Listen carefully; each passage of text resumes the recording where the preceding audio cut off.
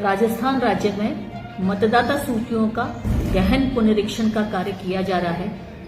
गहन पुनरीक्षण का उद्देश्य यह है कि कोई भी मतदाता अपने वोटर लिस्ट से छूटे नहीं और जो भी गलत रूप से जुड़े हुए हैं वो लोग उस वोटर लिस्ट में नहीं रहे।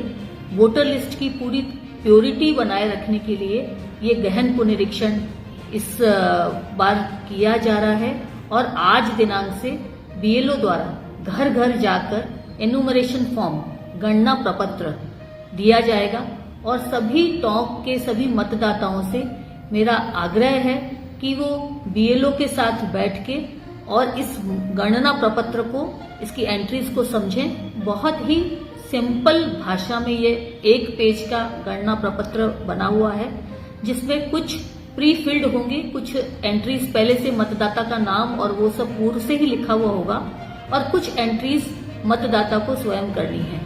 इसके बारे में भी बीएलओ उसे गाइड करेगा और मतदाता का इसका मुख्य जो कार्य है वो है उसे एक कलर्ड फोटो, अपनी वर्तमान की जो कलर्ड फोटो है वो उसको पेस्ट करनी है और साथ ही गणना प्रपत्र में जो भी कॉलम भरे हुए हैं उसमें से उनको भरना है।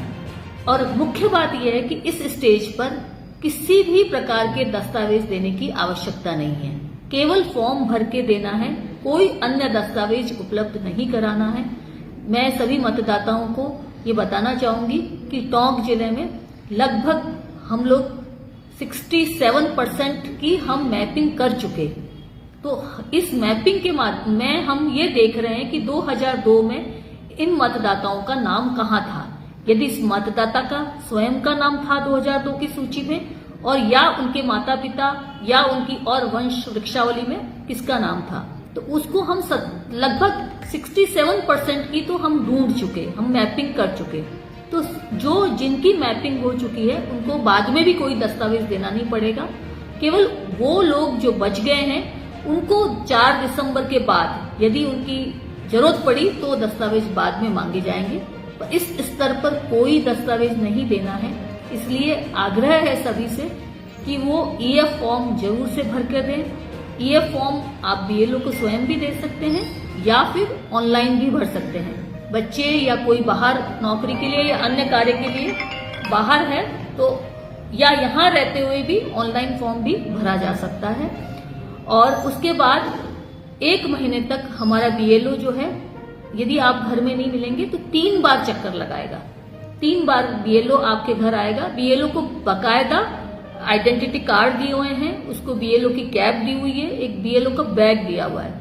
उन सब चीजों से आप पहचान सकते हैं कि ये कोई फ्रॉड व्यक्ति नहीं है, बीएलओ है। आइडेंटिटी कार्ड देखकर आप उनका पूरा सहयोग करें और ईएफ फॉर्म को अवश्य भरकर सबमिट करें।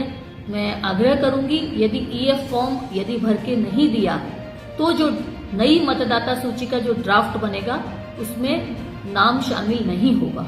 उसके लिए फिर आपको ऑब्जेक्शन फाइल करना पड़ेगा और वो एक थोड़ा सा टिकलिश रहेगा। इसलिए इस प्रथम स्तर पर ही ईएफ फॉर्म, बहुत सिंपल सा फॉर्म है, उसको भर कर दें और इस मतदाता सूची को अच्छी तरीके से तैयार करने में हमारा सहयोग करें। धन्यवाद।